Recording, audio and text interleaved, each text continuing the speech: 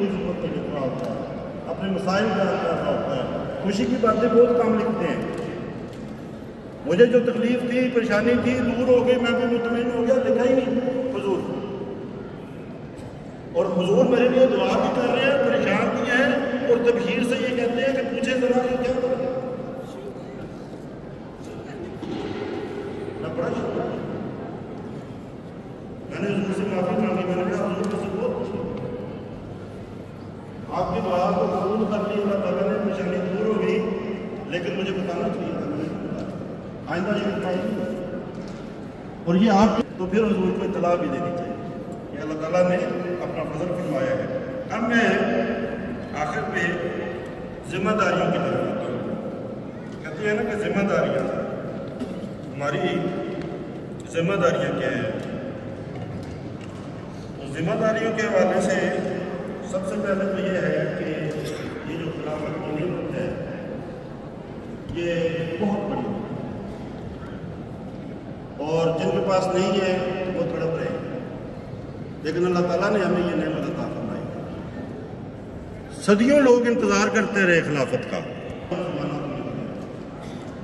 دیکھیں نا، نبی صلی اللہ علیہ وسلم کے بعد 30 سال خلافت رہی، پھر لوگ ہنستے رہے خلافت، لیکن آج اس زمانے میں اللہ تعالیٰ نے پھر ہمیں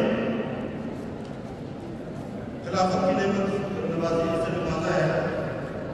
اس لیے ہمارا یہ کام ہے کہ ہم اللہ تعالیٰ کا بھی شکر کریں، اور خلافت کا ادب و احترام اور خلافت کی جو اطاعت ہے یہ ہماری بہت بڑی ذمہ داری ہے کہ خلیفۃ المسیح کی طرف سے جو بھی ارشاد آئے، جو بھی حکم آئے، تیرا جسم نوچ دیا جائے اور تجھے تیرے مال سے محروم کر دے، یعنی جو بھی کنسیکوینسز ہوں، جو بھی نتائج میں بھگتنا پڑے، خلافت کا دامن نہیں چھوڑنا، خلافت کے ساتھ چمٹے رہنا۔ اور حضرت خلیفۃ المسیح اول رضی اللہ تعالیٰ عنہ نے فرمایا کہ تم خلافت کے ساتھ ایسے وابستہ ہو جاؤ، ایسے چمٹ جاؤ جیسے جو ریل کے ڈبے ہیں وہ انجن کے ساتھ وابستہ ہوتے ہیں۔ اور یہ بھی فرمایا کہ تم خلافت کے ہاتھ میں، اپنے امام کے ہاتھ میں ایسے ہو جاؤ جیسے میت السال کے ہاتھ میں ہوتی ہے، اور امام کے ہاتھ میں تمہاری تمام ارادے اور خواہشیں مردہ۔ حضرت مسلم فرماتے ہیں بس تم خوب یاد رکھو کہ تمہاری ترقیات خلافت کے ساتھ وابستہ ہے، اور جس دن تم نے اس کو نہ سمجھا اور اسے قائم نہ رکھا، وہی دن تمہاری ہلاکت اور تباہی کا دن ہوگا۔ لیکن اگر تم اس کی حقیقت کو سمجھتے رہو گے اور اسے قائم رکھو گے تو پھر اگر ساری دنیا مل کر بھی تمہیں ہلاک کرنا چاہے گی تو نہیں کر سکے گی، اور تمہارے مقابلے میں بالکل ناکام و نامراد رہے گا۔ پھر حضرت مسلم رضی اللہ عنہ ایک اور جگہ فرماتے ہیں، وہی شخص سلسلے کا مفید کام کر سکتا ہے جو اپنے آپ کو امام سے وابستہ رکھتا ہے۔ اگر کوئی وابستہ نہ رکھے، یہ بات سننے والے بڑے لوگ اپنے آپ کو بڑے عالم سمجھتے ہیں، عقلمند سمجھتے ہیں، مدبر سمجھتے ہیں، اور کہتے ہیں کہ اپنے آپ کو 30 مارکاں سمجھتے ہیں۔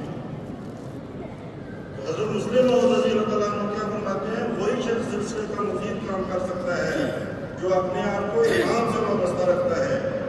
اگر کوئی وابستہ نہ رکھے، اگر کوئی وابستہ نہ رکھے تو خواہ وہ دنیا بھر کے حکم جانتا ہو، دنیا بھر کے حکم جانتا ہو، وہ اتنا کام بھی نہیں کر سکے گا جتنا بکری کا پتروٹا کر سکے گا۔ دنیا بھر کے حکم جانتا ہو، لیکن اگر خلافت سے دور رہا، خلافت کے ساتھ وابستہ ہے، تو پھر وہ اتنا کام بھی نہیں کر سکے گا جتنا ایک بکری کا پتروٹا کر سکتا ہے۔ حضرت خلیفۃ المسیح خامس رضی اللہ تعالیٰ عنہ عزیز فرماتے ہیں، یہ خلافت کی نعمت ہے جو جماعت کی جان ہے۔ اس لیے اگر آپ زندگی چاہتے ہیں تو خلافت کے ساتھ اخلاص اور وفا کے ساتھ پوری طرح سے وابستہ ہو جائیں کہ آپ کی ہر ترقی کا راز خلافت سے وابستگی میں ہی مثمر ہے۔ ایسے بن جائیں کہ خلیفہ وقت کی رضا آپ کی رضا ہو جائے، خلیفہ وقت کے قدموں پر۔ حضرت اللہ خان صاحب آپ کے نام سے سارے واقف ہیں، کئیوں نے تو دیکھا بھی ہوا ہے، ملے بھی ہوئے ہوں گے، لیکن نام تو سب نے سنا۔ اللہ تعالیٰ نے آپ کو کیا۔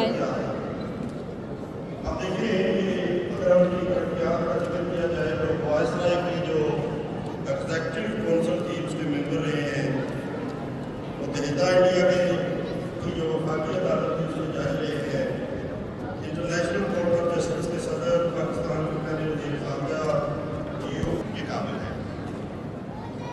آپ نے کہا کہ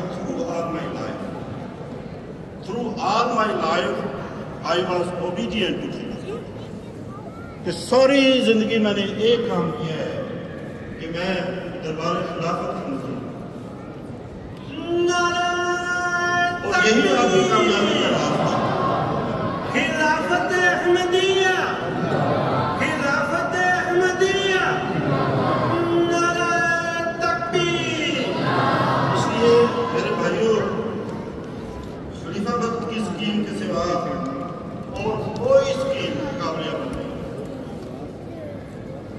حضرت خلیفۃ المسیح ثانی رضی اللہ تعالیٰ عنہ فرماتے ہیں خلافت کے تو معنی ہی یہ ہے کہ جس وقت خلیفہ کے منہ سے کوئی لفظ نکلے اس وقت سب سکیموں، سب تجویزوں اور سب تدبیروں کو پھینک کر رکھ دیا جائے اور سمجھ لیا جائے کہ اب وہی سکیم، وہی تجویز اور وہی تدبیر مفید ہے جس کا خلیفہ وقت کی طرف سے حکم ملا ہے۔ فرمایا جب تک یہ روح جماعت میں پیدا نہ ہو اس وقت تک سب خطبات رائگاں، سب سکیمیں باطل اور تمام تدبیریں ناکام ہیں۔ اسی طرح انسانی عقلیں اور تدبیریں خلافت کے تحت ہی کامیابی کی راہ دکھا سکتی ہیں۔ حضرت مسلم موعود رضی اللہ تعالیٰ عنہ فرماتے ہیں میں تمہیں نصیحت کرتا ہوں کہ خواہ تم کتنے ہی عقل مند اور مدبر ہو، اپنی تدابیر اور عقلوں پر چل کر دین کو کوئی فائدہ نہیں پہنچا سکتے جب تک تمہاری عقلیں اور تدبیریں خلافت کے ماتحت نہ ہوں اور تم امام کے پیچھے پیچھے نہ چلو۔ ہرگز اللہ تعالیٰ کی مدد اور نصرت تم حاصل نہیں کر سکتے۔ بس اگر تم خدا تعالیٰ کی نصرت چاہتے ہو تو یاد رکھو اس کا کوئی ذریعہ نہیں سوائے اس کے کہ تمہارا اٹھنا، بیٹھنا، کھڑا ہونا اور چلنا اور تمہارا بولنا اور خاموش ہونا میرے ماتحت ہو۔ دعا کی ہم نے بات کی تھی کہ خلیفہ وقت کی دعائیں اللہ تعالیٰ سنتا ہے۔ خلیفہ وقت خدا کے نور سے دیکھتا ہے اور جو الفاظ خلیفۃ المسیح کی زبان سے نکلتے ہیں اللہ تعالیٰ ان کی لاج رکھتا ہے۔ ایک فیملی کی حضور سے ملنے کے لیے انہوں نے کافی عرصہ ہو گیا تھا شادی کو، لیکن اولاد نہیں تھی، تو انہوں نے حضور سے دعا کے لیے درخواست کی کہ حضور دعا کریں کہ اللہ تعالیٰ ہمیں اولاد عطا کر دے۔ حضور نے فرمایا، اس فیملی کی جو خاتون تھی انہیں مخاطب کرتے ہوئے، ان کا نام بشرا تھا، حضور نے فرمایا کہ بشرا اگلی دفعہ جب ملنے کے لیے آؤ تو بیٹا ساتھ لے کے آنا۔ وہ واپس آئے، تھوڑے عرصے کے بعد اللہ تعالیٰ نے انہیں بیٹا عطا فرما دیا اور انہیں حضور کو لکھا کہ حضور انشاءاللہ تعالیٰ اب ہم ملاقات کے لیے آئیں گے، اور جیسا حضور نے فرمایا تھا کہ بیٹا ساتھ لے کے آنا، اللہ نے ہمیں بیٹا عطا کر دیا ہے، ہم بیٹا ساتھ لے کے آئیں گے۔ یہاں بلغارین فیملی آئی، جلسہ سالانہ میں بلغارین وفد آتا ہے۔